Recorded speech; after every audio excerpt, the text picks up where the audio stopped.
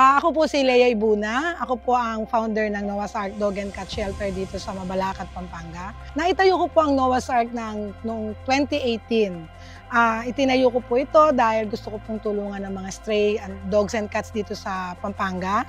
At gusto ko sila mabigyan din ng magandang future, makakita ng mga fur parent po na mag-aalaga at magmamahal po sa kanila. Sinusuportahan ko po ito nung panahon na yon dahil maganda po ang negosyo. Pero dumating din po yung point na nag-pandemic po, kaya medyo nag-struggle.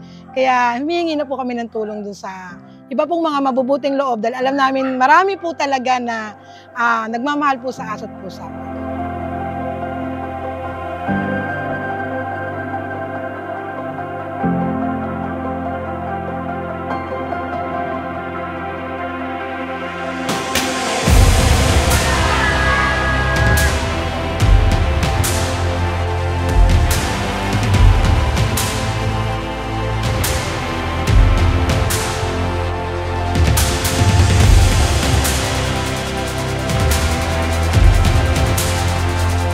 Sa lahat po, kami po na buong Noah's Ark po, ang mga volunteers po, ang mga aso, nagpapasalamat po ng sobra-sobra sa inyo, SM Clark.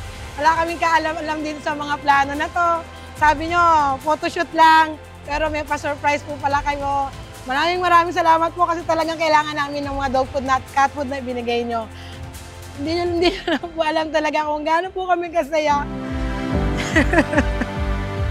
Sobrang salamat po.